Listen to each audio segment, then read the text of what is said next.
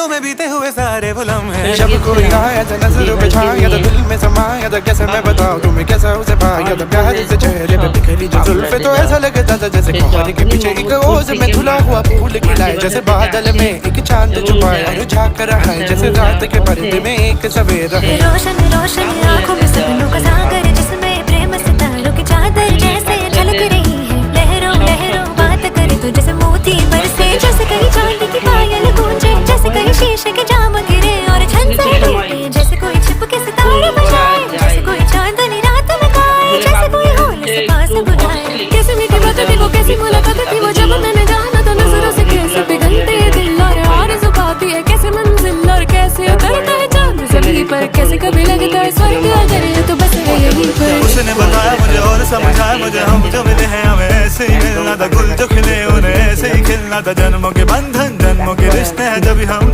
জোর করে নিয়ে আসছি। কিন্তু একটা কাজ ভালো হয়েছে, ওর বাবা মান্থলি প্যাকেজটা সিলেক্ট করেছে যাতে আমরা প্রতি শুক্রবারেই যেতে পারি এই মাসটা অন্তত।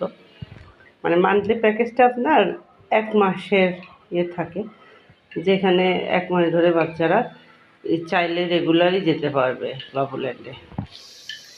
এই সিস্টেমটা ওদের বেশ ভালো ছিল। এখানে বেশ সুন্দর অ্যারেঞ্জমেন্ট ছিল, পরিষ্কার পরিচ্ছন্ন, কিছু খেলার জিনিসপত্র ছিল, বাচ্চারা খেলা করছিল। তারপরে ওইখানে আবার মোজা পরে ঢুকতে হয়।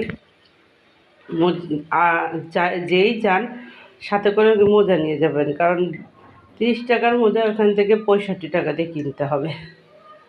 বাচ্চাদেরও মোজা পরিয়ে নিয়ে নিজেরাও মোজা পরে যাবেন।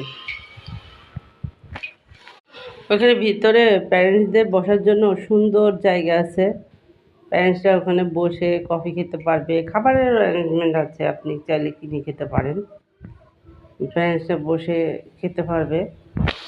আর অনেক কিছুই ভিডিও করা হয়নি, আজকে এই পর্যন্তই।